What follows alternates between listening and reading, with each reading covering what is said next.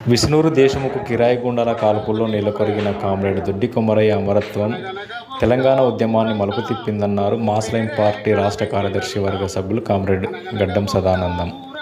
తెలంగాణ సాయుధ పోరాట తొలి అమరుడు దొడ్డి కొమరయ్య 78వ వర్ధంతిని పురస్కరించుకొని సిపిఎంఎల్ మాస్లైన్ ప్రజాపంత వరంగల్ జిల్లా కమిటీ ఆధ్వర్యంలో జనగామ మండలం దేవరపుర గ్రామంలో నిర్వహించారు.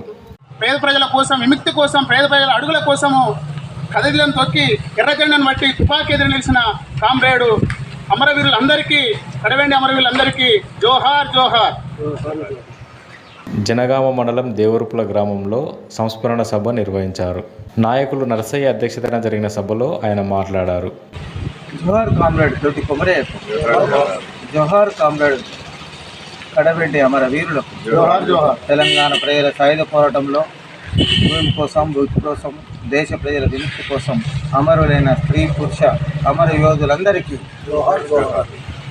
కామ్రేడ్స్, ఇవాళ దొడ్డి కొమరయ్య 78వ వర్ధంతి సందర్భంగా సిపిఐఎంఎల్ మాస్లైన్ ప్రజాపంత నుండి కామ్రేడ్ దొడ్డి కొమరయ్యకు విప్లవోద్యమంలో అమరులైనటువంటి అమరవీరులందరికీ విప్లవోద్యమాలు అర్పిస్తున్నాం.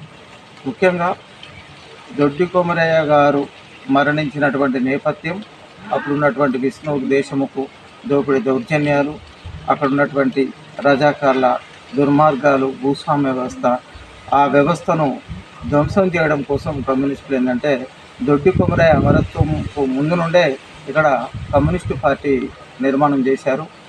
ఆ కమ్యూనిస్టు పార్టీ నిర్మాణంలో అప్పుడున్న పరిస్థితులలో వాలంటీర్ దళాలు ఏర్పాటు చేసి పెట్టి గ్రామ గట్టి శాఖరి లెవి వ్యతిరేకంగా దుర్మార్గమైనటువంటి దౌర్జన్యాల వ్యతిరేకంగా తీయాలని పార్టీ నిర్ణయించింది.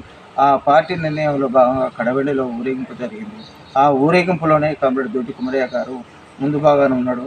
ఇక్కడే పక్కనున్న గడి నుంచి విష్ణూర్ దేశ్ముఖ్ కిరాయి గుండాలు కాల్పు జరిపిండు.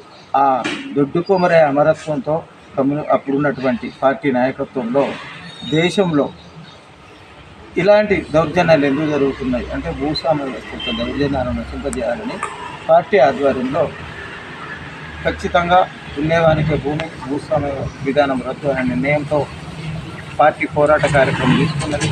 ఆ పోరాట కార్యక్రమం ఏంటంటే ఇక్కడి నుంచి మొదలై దాదాపు వాలంటీర్ దళాలు, దుష్కర సంఘాలుగా ఉన్నటువంటి కామ్రేడ్స్ సాయుధ దళాలుగా మారారు. 10,000 మంది సాయుధ గిరిలాలు తయారయ్యారు.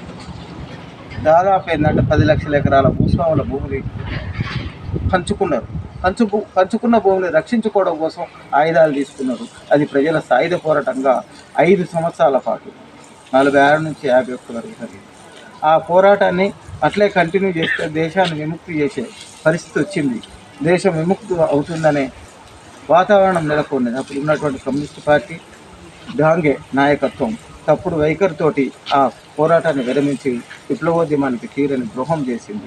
ఆ తర్వాత కమ్యూనిస్టు విప్లవకారులు, విప్లవ శక్తులు మళ్ళీ ఏంటంటే మార్క్సిజం, లెనిజం, మావోవాద లైన్ను భారత నిర్దిష్ట పరిస్థితులకు అన్వయించడం కోసం తీవ్రమైన కృషి చేయాల్సి వచ్చింది. కృషి జరుగుతున్నది.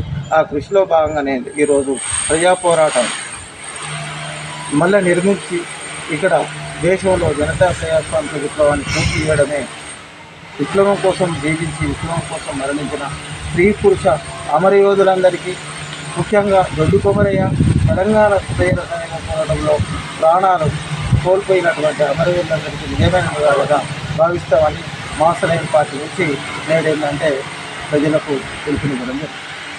జోహార్ కామ్రేడ్ దొడ్డి కొమరయ్య, జోహార్. కార్యక్రమంలో చిర్రాసూరి, కొత్తపల్లి శివ, శంకర్, మైదం పాని, మోహన్లు మరియు స్థానిక కార్యకర్తలు పాల్గొన్నారు.